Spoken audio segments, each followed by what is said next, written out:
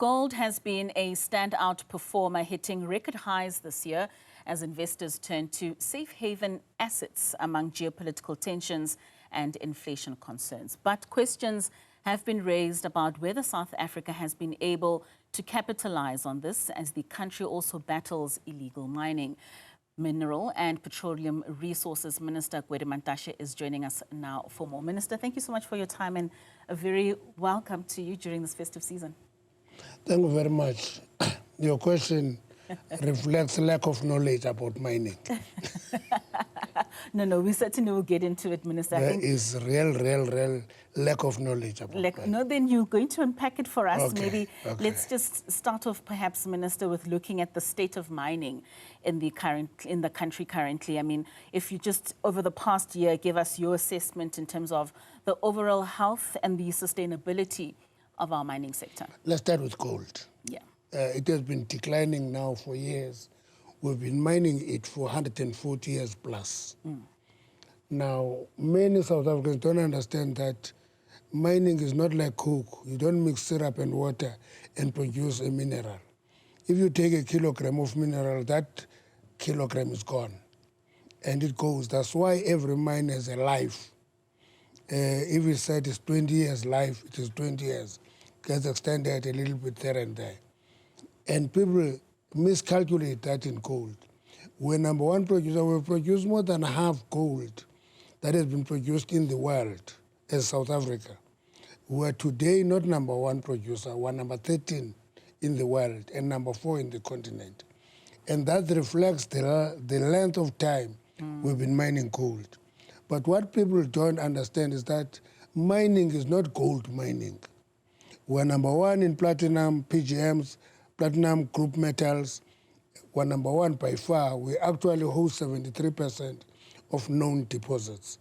We're number one in manganese. We host more than 70 of known deposits. We're very high up with chromium. We're very high up with coal.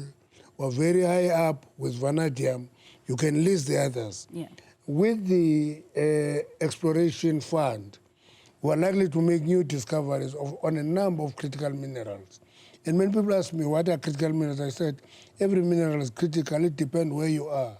If you're in America, any mineral that impacts on defense is critical. If you go to China, anything that impacts on technology is critical. If you go to EU, anything that goes to green economy is critical. If you come to us, we look at export earnings, we look at employment creation, and we look at your contribution in the GDP, and we make that critical. That's why we're having our own definition of critical minerals. There's no universal definition. That is the state of mining. We've produced this year, you can get it for yourself, a book on the state of mining in the country. We've studied 21 minerals, and we can classify each one of them in the world and in the continent. And I think most importantly, Minister, when you speak about what is critical in terms of what we have as resources in the country, many South Africans would want to know how we ensure that communities are benefiting from some of these minerals that exist within their communities. In the law, minerals below the surface of the soil do not belong to those chiefs and those communities. Yeah. They belong to the state on behalf of people as a whole. So that means I'm from Kala. There's no mineral there. There's no mineral there. But I'm from there. Yeah. I make a contribution in mining. When I came to mining, for example, I was 19 years old. The first job was in a gold mine. I couldn't put my hand on a blasting certificate with my matric certificate, precisely because it was reserved for a scheduled person. That's why the current debate on BEE is so awkward for black South Africans who were not regarded as humans at the time. They were not regarded as employees. They were not regarded as people who could participate in the economic activity. They were used as machines. Yeah. That is where the term that says people are the most important asset of a company. It comes from that stage where human beings were just like machines. Today, BEE has opened up space for innovative black South Africans to own these minerals. Yeah. I don't know if you know that coal mining is more than 80% owned and managed by black South Africans. More than 50% of manganese is owned and managed by black South Africans. If you go to the platinum PGMs, it is owned more by other people, not black South Africans, but they manage it. So when you talk of transformation, you don't just look at ownership. You look at ownership, you look at employment equity, which at the time, my DG in my department used to have matric and experience, but he was a white male, respected. Today I'm having a DG who have a BSc in electrical engineering and an MBA, but he is regarded as cadre deployment, regarded as less than a matric white male. And everybody who opens a debate about BEE today is actually promoting white supremacy. And that's my question to you, Minister, with regards to the differences in your views as political parties that are in the GNU, the ANC and the DA, with regards to BEE. It's because white-dominated parties will hate BEE. It will be the DA and the Freedom Front. They will hate BEE because it is changing what they were built on. Their prominence of dependent on white capacity. Blacks were regarded as machines. All of a sudden, these blacks are owners, these blacks are managers, these blacks are executives, and that difference makes a big distinction. And therefore, those white companies that promote white supremacy, where they regard blacks as inherently inferior, they will hate BEE. Those who want to continue promoting blacks to take and assume their role in the industry will promote BEE. And that's where the difference is on the ideological outlook. If people are followers of Darwin, who wrote volumes on white supremacy, those followers, like General Groenewald, when he was speaking here, he talked about a lot of what Afrikaners want to do. For example, can I tell you, people say nothing has happened since 1994. You know why? Because they don't regard waterfall as a development. They don't regard any gap between Midrand and Randbeck. There was a gap there. It's filled now, properly developed, proper infrastructure developed. They don't see that as development because it's not meet the eye.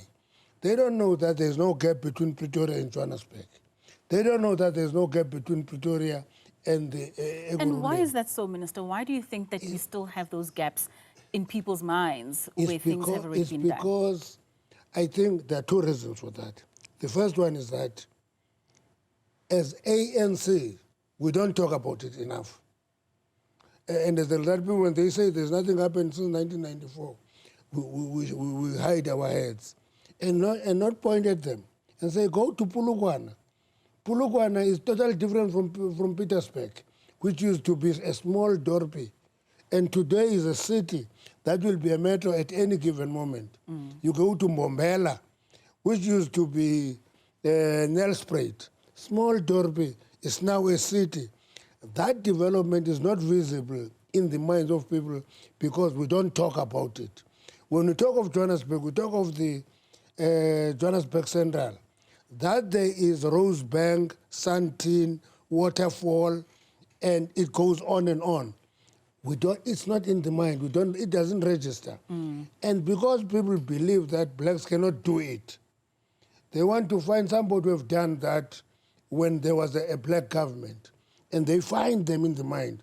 Good. It's wise to do that.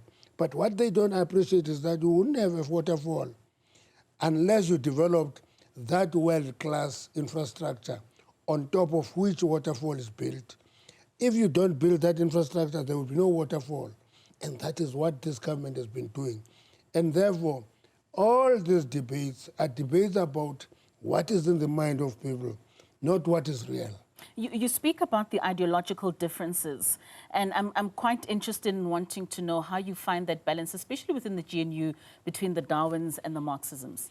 Now, what we do there is that it's a coalition of contending forces. It's not a coalition of common minds. Yeah. It's a coalition of contending forces. We contest every idea that is on the table. But what is more important is to make South Africa work. Anybody who breaks stability in South Africa doesn't belong to the GNU. Anybody who wants to disrupt stability will not belong there. Then we can differ on many other things. DA and Fair Front will come and say, let's do away with BE. We'll have to tell them that, listen, you are living in the past. Today, we have a responsibility to ensure that 80% of the population have access to the economy. Mm-hmm. And actually, what is regarded as corruption, by and large, is what the government should be doing. Government should be actually facilitating development of black business people. We unashamedly. And it gives that money out freely and justifiable. And number two, having done that, you can't judge BE without doing what is called post-independence capital formations analysis. That has not been done. But people all of a sudden, on the basis of race, think that BE must be done away with. And they talk about 80% of the population that must be excluded. Minister, I want us to bring the conversation back to mining. And I think at the top of many South Africans' minds right now is the issue of illegal mining. Yes. We saw what was happening in Bapong in the northwest. And I'm going there. I will stay there for a week. To look at the activities that are happening there, because we're seeing many of those people there taking the chrome. Can I tell you? Yeah, you can continue. Can I tell you about illegal mining? One, register it in your mind that it is a criminal activity. Yes. And people always say, minerals take responsibility of illegal mining. And I say, the day you give cash heists and those who bomb ATM to the Minister of Finance, I will take illegal mining happily. But once I do that, you will have to give me a unit in the police that will deal with them as a criminal activity. It's people who attack the economy, it's people who steal precious metals from this economy in a big way. 2024, that things of illicit precious metals was worth 1 billion rand.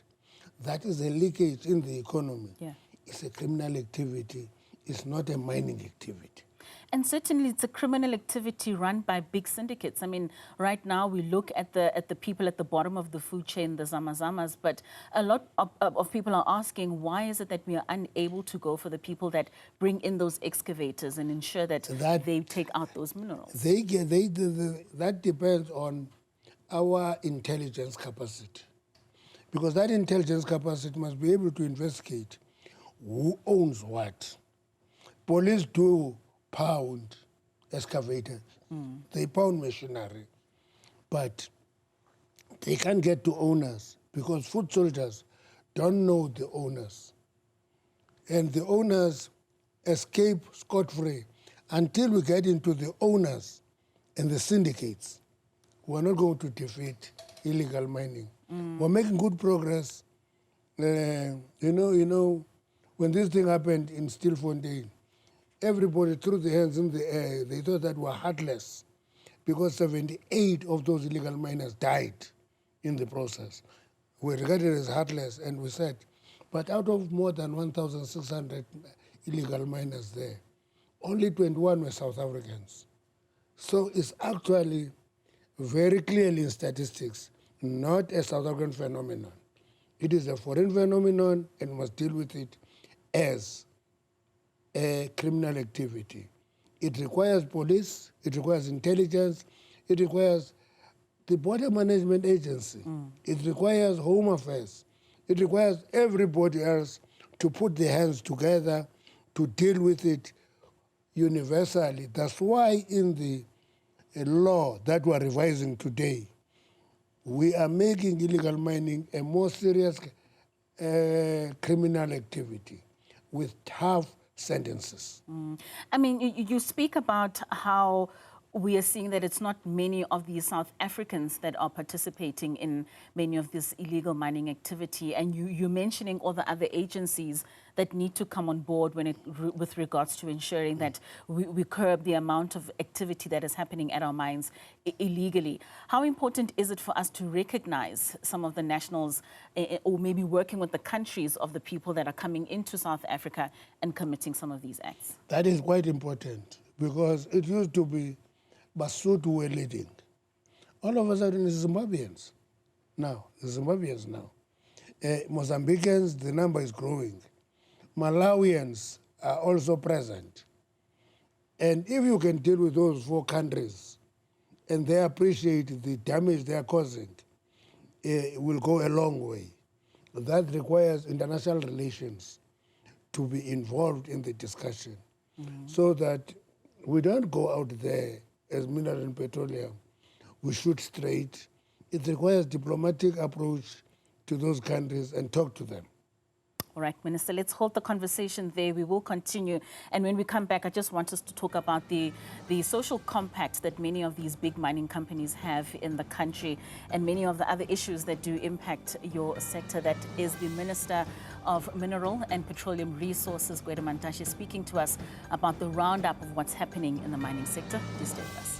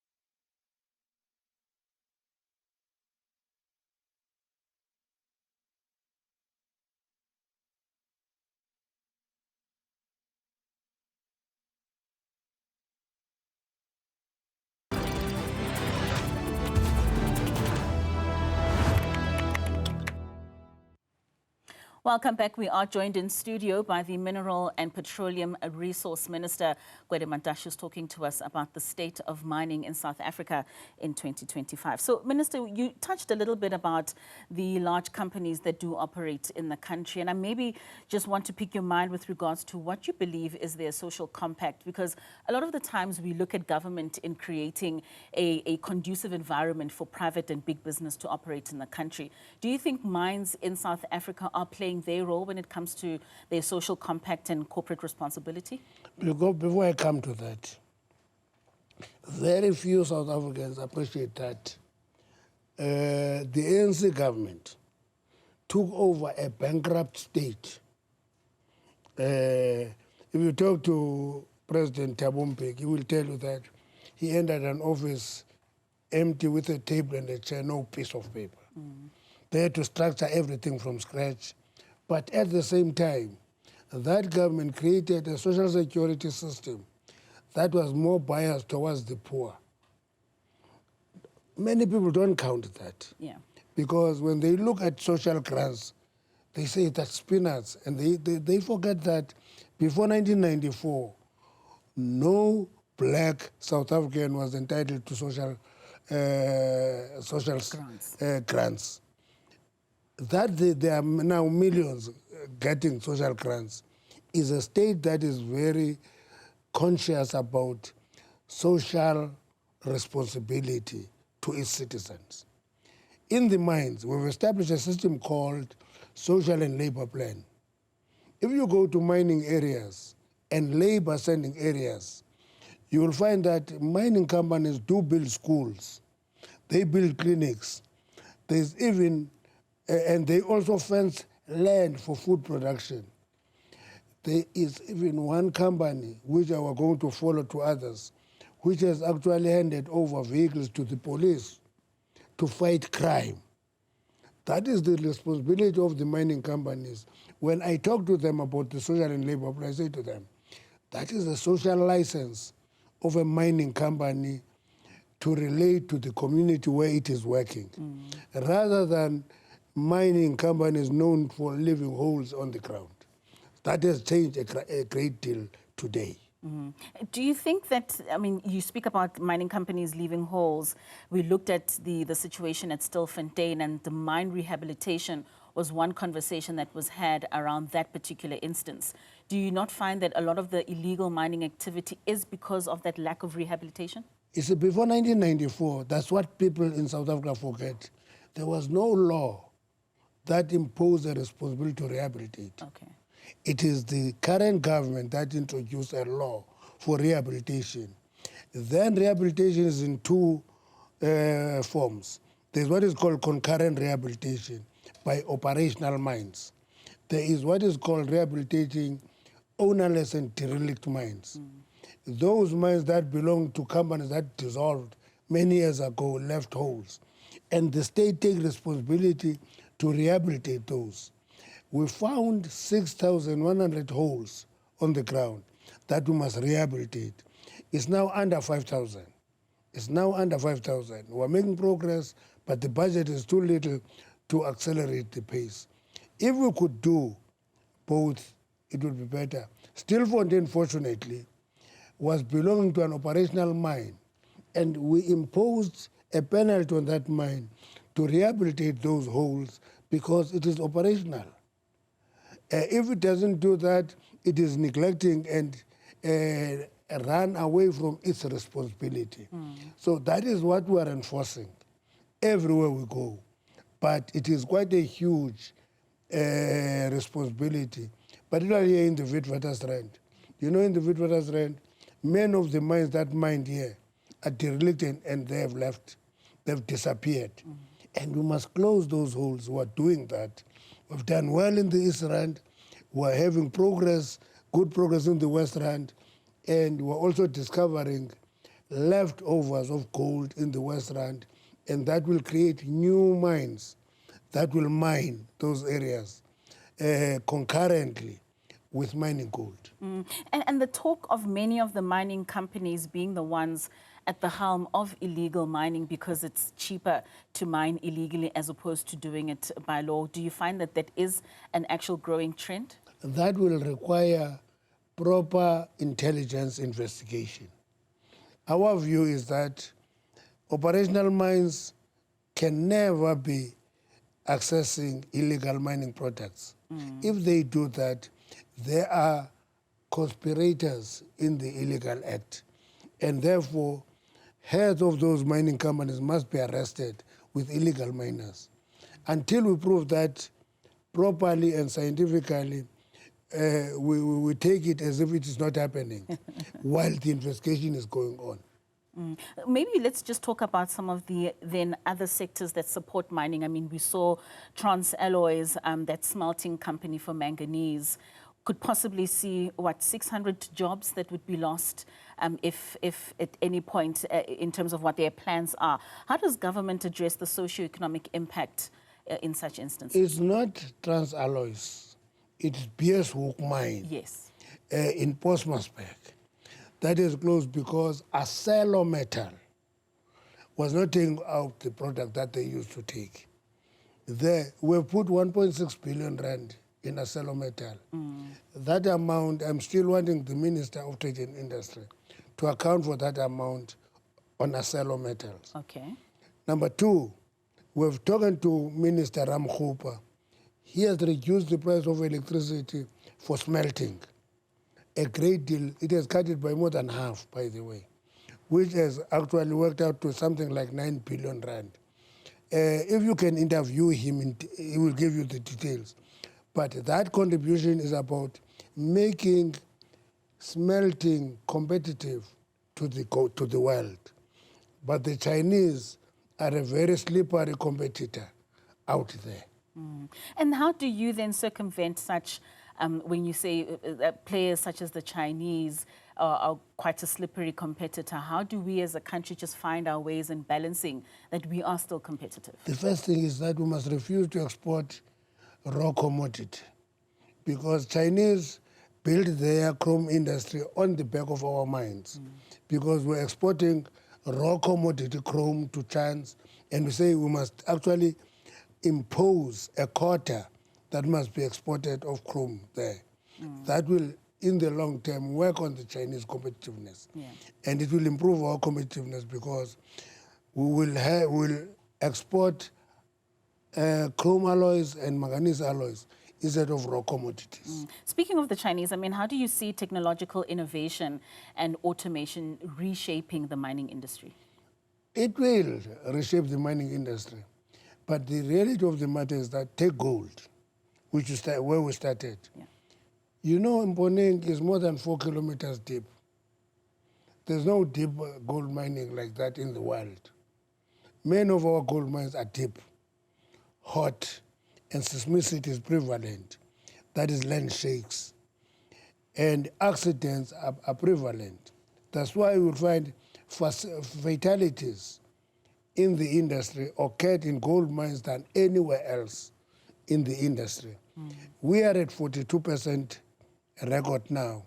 We're left with 1 day to see if we've broken that record or equaled it this year, because we're having what is called zero harm campaign, where we want miners to go underground and come back alive. They remain the biggest employer. They employ about 500,000 people in all the sectors, and more than that if you take additional secondary sectors that supply them. So if we do that, we're going to be much better. And if we improve our technological approach, we will be able to drill underground without a driller. But we must also do the analysis of what will be the impact of that on the actual human beings employed in the mining industry. Which is very important to preserve. I mean, Minister, when we reflect on the year that was, what would you say is the most challenging decision that you've had to make in your sector this year? There were a few of them. The first one, let's take it just a few years back. I don't know if you know that during COVID, we're the only sector that started operating when we're at level 5 of lockdown. And we increased that capacity at level 4. We opened the mining at level 3. That's why it was mining that saved the fiscus during the COVID year. Many people don't understand that. And they still think that mines must be something to play around with. They play quite an important role. This year, we have produced a critical mineral strategy. We produced implementation strategy thereof. That was the most critical decision we took. That's why we took that framework to the G20 critical minerals discussion, and we prevailed. And that's why there's emphasis now on value addition close to the point of production. We're trying to do away with pit-to-port approach to mining and begin to add value close to where the mines are and export value-added products out. That decision is critical for us. Well, certainly. So, okay, Minister, we have you here, and I can just maybe ask you a few other questions outside of mining. So, I mean, recently, this past week, we've been having that conversation around the Independent Commission for Remuneration for Public Office Bearers, and they've recommended to the President that 4.1% increase. What's your take on that? Actually, I've not had an increase for the last 5 years. Okay. So when they give me 4.5%, it's neither here nor there. If they don't give it to me, it's neither here nor there. Because I have not taken an increase for 5 years. Leave that people say many things about us. Actually, many CEOs in SOEs are paid a higher salary than the president. That's true. But people still have an issue with public officials that they must earn. And to them, that we work for the state, we're done a favor. We're not giving a service. They will discover one day when there are no public officials keen to work in the state, So that increase to me is neither here nor there. It doesn't mean much. It's like this debate on PEE, where General Kuneval thinks that it must be done away with. I think he must go to school because it distorts history there. Do you think this is a thankless job? Actually, if you want a thank you, don't go to public service. Never go there. Because nobody says thank you to you, even if you do well. You know, I look at Minister Ramkhopa. He goes there and deals with something called load shedding. He successfully defeats it. Nobody goes to Minister Ramkhopa and say, thank you, Minister, you've done well. Nobody says that. They think it's one of his responsibilities. He must do it anyway. When he was appointed Minister of Electricity, all of them objected. I said to them, no, that is a project minister who must deal with that project in a focused way to succeed. Yeah. And history proved that I was correct at the time. It is correct today, it will be correct tomorrow. Minister, you've touched on retiring in the last 3 weeks. I'm more than 70 years. Leave my being handsome. I normally say this. I'm handsome, people think that I'm young. I'm old, I'm more than 70 years. I must really retire. Not because there's a debate about youth takeover. I regard that as a tendency than an ideological discussion. It's a tendency. There will always be generational mix in the ANC. We'll always mix old people and young people. Yeah. That makes us sustainable. Minister, thank you so much for your time. We certainly do hope that you'll round up 2025 quite well and still be young and energetic for 2026. Well, up to one day. We certainly are. Minister, thank you so much for your time Thank you very much. and for joining us right here on News at Prime.